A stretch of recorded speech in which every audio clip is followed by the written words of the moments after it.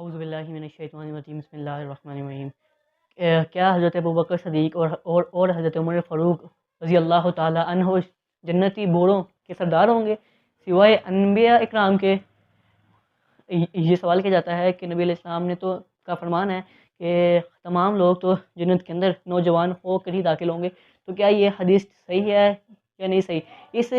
نبی پاک کا یہ ارشاد لے کر کہ جنت کے اندر تمام جوان ہو کر جائیں گے، اس ارشاد کو لے کر حضرت عمر فاروق اور حضرت ابوبکر صدیق رضی اللہ تعالیٰ عنہ پر مطلب لوگ زبان درازی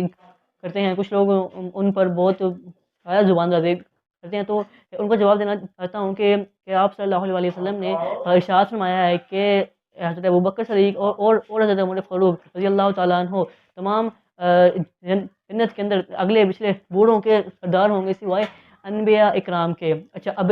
ایک طرف حدیث یہ ہے کہ آپ صلی اللہ علیہ وسلم نے ارشاد فرمایا ہے کہ تمام لوگ جنت کے اندر جوان ہو کر ہی جائیں گے، تو کیا یہ حدیث ٹھیک ہے؟ اب اس حدیث کی وضاحت میں آپ کو کر دوں کہ آپ صلی اللہ علیہ وسلم کا ارشاد ہے کہ حسن حسین رضی اللہ تعالیٰ عنہ تمام نوجوانوں جنت کے اندر سردار ہوں گے۔ مطلب اب میں آپ کو اس حدیث کی وضاحت کر دوں کہ اس کی وضاحت یہ ہے کہ جو لوگ نوجوانی میں اس دنیا فانی سے چلے جائیں گے، اس دنیا سے چلے جائیں گے، فوت ہو جائیں گے، وہ لوگ ان لوگوں کے سردار حضرت حسن حسین رضی اللہ تعالیٰ عنہ ہوں گے، اور جو لوگ بوڑھے ہو کر اس دنیا سے چلے جائیں گے،